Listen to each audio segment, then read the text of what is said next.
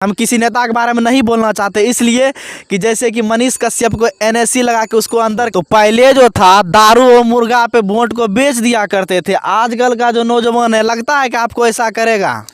देखिए, नमस्कार, अभी आप देख रहे हैं हमारे यूट्यूब चैनल मंतोष मैक्स। आज आए थे हम घूमने, इधर हमको कुछ पब्लिक नज़र आया। इससे हम ये पूछने वाले हैं वीआईपी पार्टी के बारे में। आज से 10 दिन पहले आए मुकेश सहनी जी आए थे पुरैनी बाज़ार में, जिन्होंने जनता के लिए, पब्लिक के लिए न जाने बहुत ऐसी बात बोली है कि मतलब क्या बताएं। संकल्प यात्रा के और वो तो रोकियो घंटा बहुत लंबा जागरूक होगा। इस पे आप कुछ बोलिए, विचार रखिए अपना, एकरा पूछिए तब जाकर कुछ।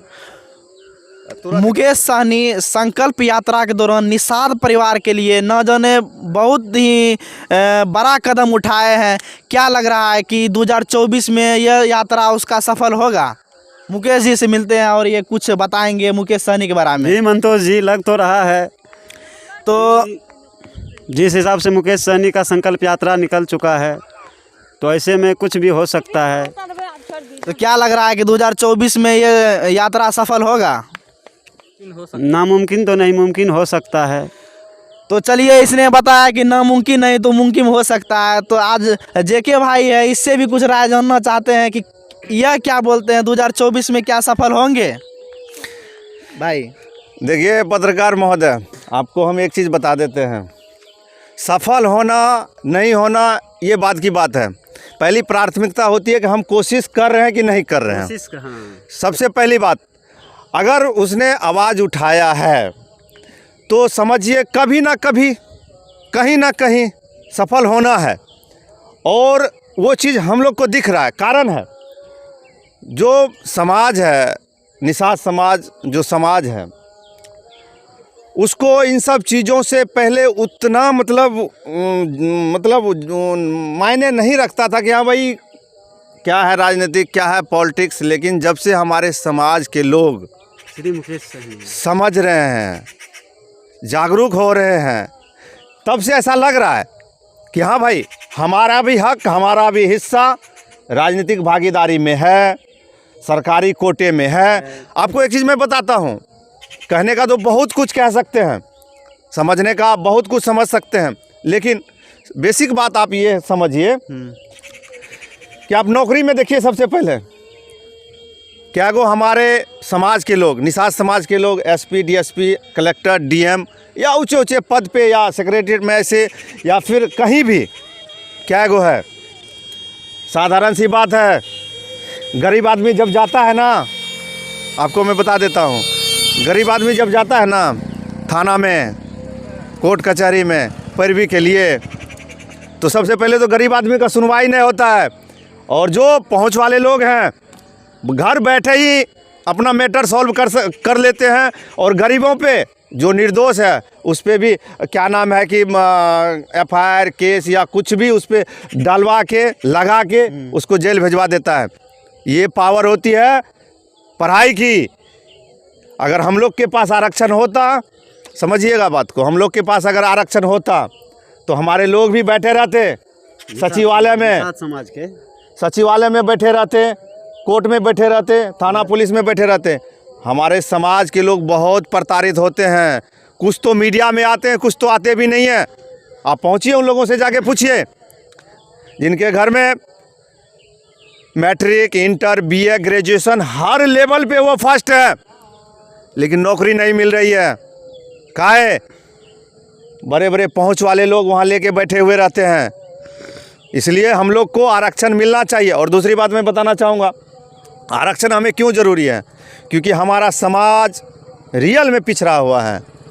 रियल में आप जाके देखिए, स्थिति देखिए हमारे समाज के।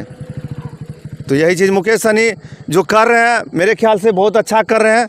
अच्छा, एक बात पूछ रहे हैं कि मतलब ये एक आध आदमी का कहना है, आज से 10 दिन पहले जो आए थे मुकेश सहनी अपने पुरैनी बाज़ार में, उस रैली में हम सब भी गए थे।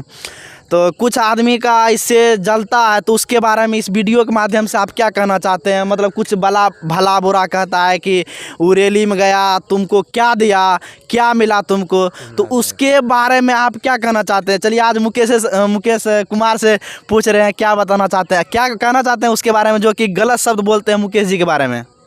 जो भी है गलत शब्द बोलने वाला वो खुद को संभल जाए। अच्छा, क्योंकि बिहार में नेता बनेगा इस बार तो मुकेश सहनी का। अच्छा, खास करके आलमनगर विधानसभा का मैं बोल रहा हूँ। वो चाहे बीजेपी हो, आरजेडी हो, जेडीयू हो, चाहे जाप हो, कोई भी हो, संभल जाओ, अपना बोरिया बिस्तर बांध लो और निकल जाओ आलमनगर विधानसभा को भूल के। कि आलमनगर विधानसभा भी है मधेपुरा ज़िला में, इसको भूल जाओ, यही बेहतर होगा। आगे का नेता लीडर जो कि बनेंगे हमारे मुकेश सहनी जी ही बनेंगे, ये हमारे निषाद समाज का वादा है।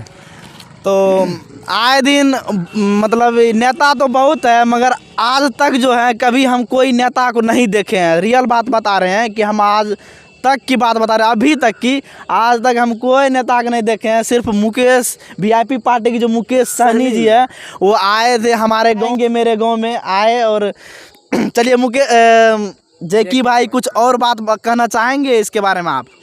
देखिए, कहने का तो बहुत कुछ है। नहीं, पहले एक बात बताइए, आप भी कुछ बताइए कि जिसका मतलब जो जिसको जलन होता है कि हम जो गए थे रैली में गए थे तो कुछ गलत आदमी गलत बात बोला था मुकेश सहनी के बारे में, उसके बारे में आप क्या कहना चाहते हैं? देखिए, जलन उसी को होता है।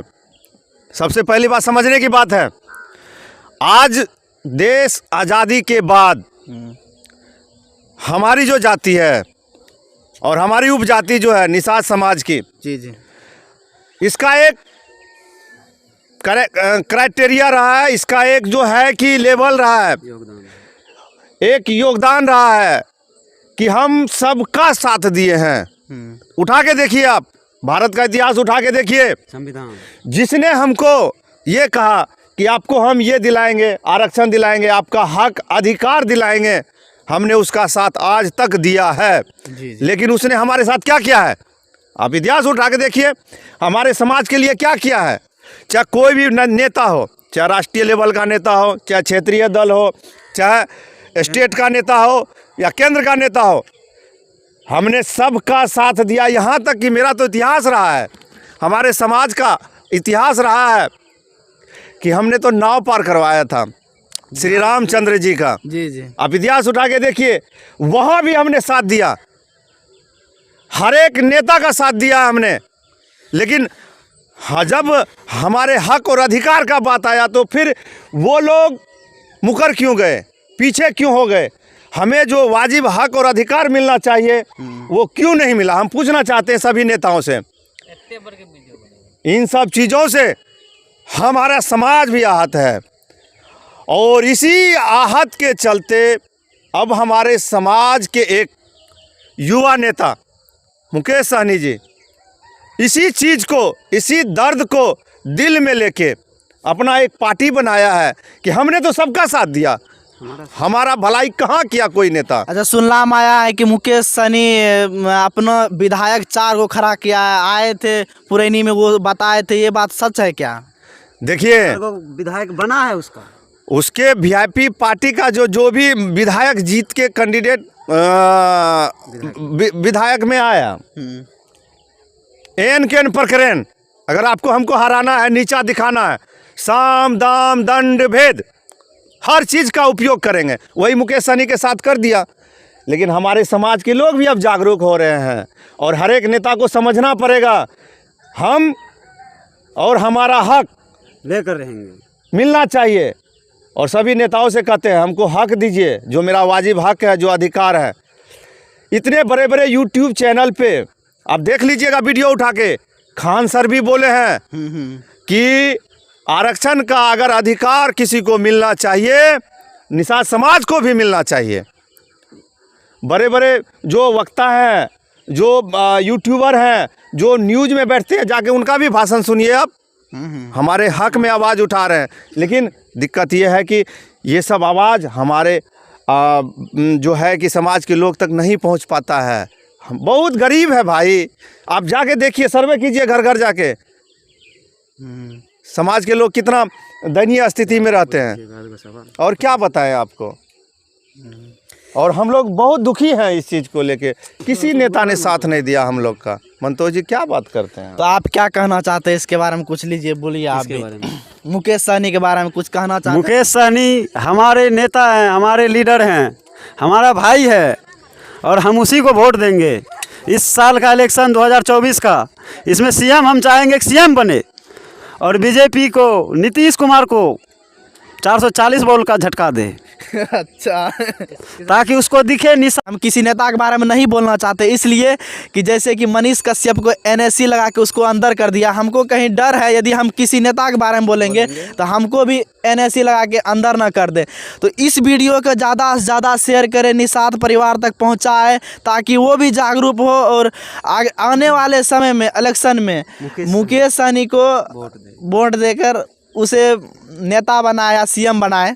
तो भैया आप और कुछ बताना चाहेंगे इसके बारे में? देखिए, हम तो यही बताना चाहेंगे आपको कि सब आदमी जागरूक हो, समझदार हो और इस चीज़ को समझे, अपने वोट के अधिकार को समझे, वोट के ताकत को समझे और अपने समाज का नेता बनाए। इससे आपको ताकत मिलेगी। आपने देखा होगा, पूरा दुनिया घूमिए, पूरा बिहार घूमिए और घूमते भी हैं।